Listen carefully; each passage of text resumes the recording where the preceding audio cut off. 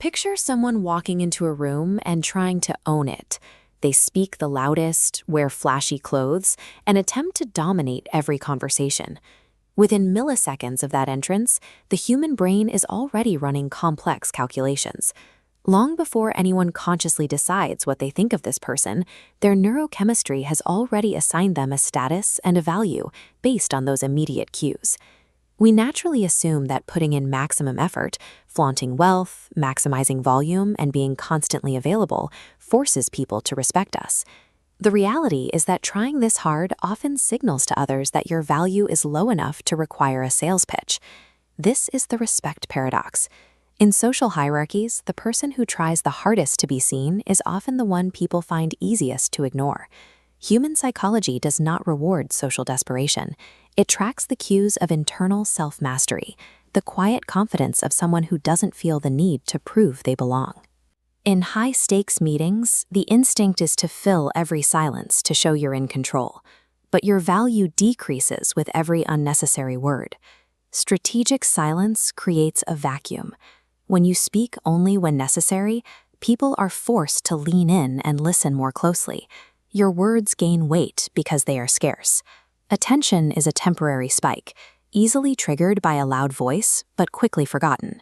Respect is a slow accumulation of trust that remains long after the noise has died down. This restraint also applies to how we connect with others. Most of us have a deep-seated urge to please the group, often agreeing to things we don't like just to avoid friction. Giving people unfiltered access to our secrets hands over the maps to our vulnerabilities. Revealing everything makes you predictable and easily controlled by those around you. Respect grows with boundaries. Keeping your private life private creates mystery, signaling you alone control your narrative.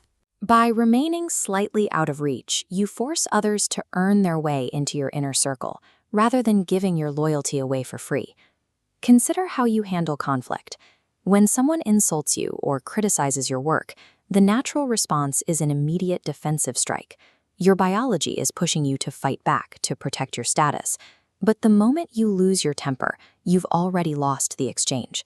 An emotional reaction is a surrender, telling the other person exactly which buttons to press to keep you off balance. By refusing to be moved, you stay in command. Calmness under attack is a display of power, an aggressive outburst can never match. This discipline carries over to the promises we make. It is easy to use words to paint a picture of who we want to be, but every time a verbal promise isn't backed by an action, you're training people to take your words less seriously. Eventually, your voice carries no weight at all. Social power isn't talked into existence. It is built through the quiet, consistent alignment of what you say and what you do. Every boundary we set, whether it's choosing silence or staying calm under fire, serves as a public demonstration of how we value ourselves. This is the mirror effect. If you tolerate disrespect or allow people to walk over your boundaries, you are effectively teaching the world that your time and presence are worth very little. Protecting your respect starts with protecting your peace. You do not owe an emotional response to every minor slight or criticism that comes your way.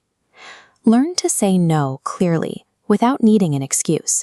It's the most direct way to signal you prioritize your own standards over others' approval.